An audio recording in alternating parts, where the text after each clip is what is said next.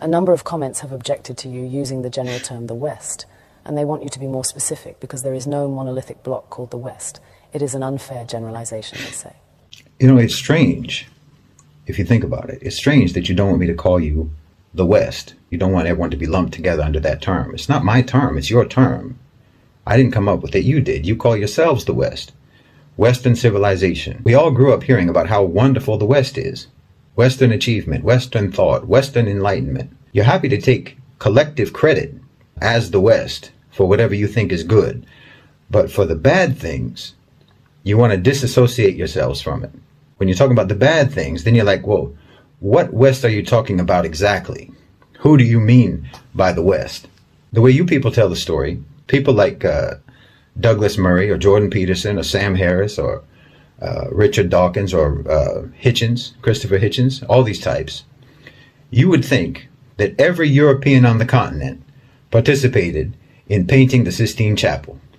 Everyone painting in shifts. All of you collectively invented penicillin, from the telephone to airplanes, from the cotton gin to the microchip. You all did that as one gigantic team effort. We, the West, abolished slavery. We, the West, gave women the right to vote.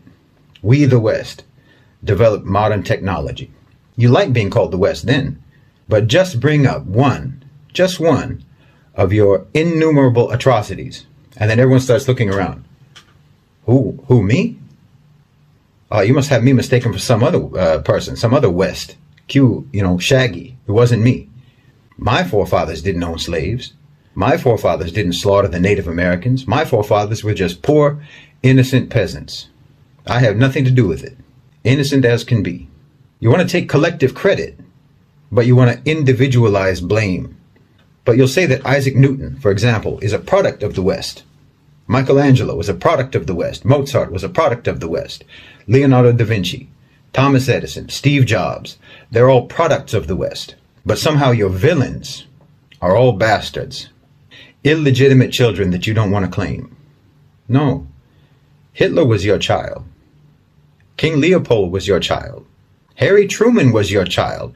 A man who killed more people in a matter of seconds than anyone in the history of the human race. And not to mention every American president after Truman. From the Korean War to Vietnam to the dirty wars in Central and South America to Panama, the first and second wars in Iraq, Somalia, Afghanistan, Libya, Syria, and before Truman. I don't think that the United States has had a single decade in its history when it wasn't slaughtering some people somewhere in the world. These are all products of Western civilization too. But anytime these crimes get brought up, you deny collective responsibility. I mean, if I try to list all of your crimes, I can't even remember them all. But if I try to list just the ones that I can remember, your battery will die before I can even properly get started. I saw a video the other day of Omar Suleiman. And he was asked by some lady, some woman, who asked him, why don't Muslims condemn acts of terror by Muslim criminals? And he was trying to be patient, his style. He was trying to be kind. He was smiling, a very forced smile. And he said, no, Muslims always condemn these things. But why don't you condemn when one of your people murders Muslims in a mosque? And of course he has a point, but also, of course they don't.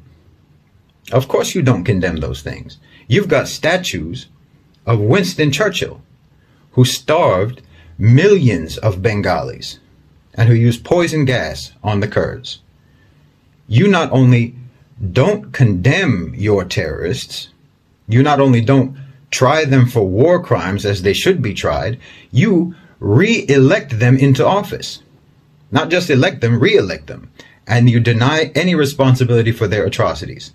No, if you want to be called the West, when it comes to any positive achievements, then you have to accept being called the West for all the full catalog of inhuman, vicious, genocide, murder, rape, torture, bigotry, exploitation, oppression, assassinations, coups and subjugation, evil and brutality, all that your people have ever committed. That's why I always say Western civilization is a sarcastic term, because you never civilized.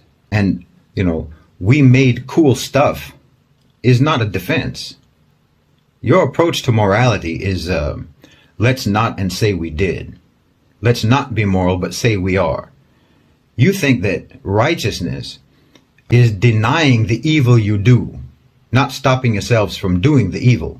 As long as you say you don't do it, or you call it something else, then somehow you're not evil when you do evil, as long as you don't admit it. It's upside down world. Every day is backwards day in the West. Bad is good, wrong is right. It's no surprise that you think that a person should be called whatever pronoun they self-identify as.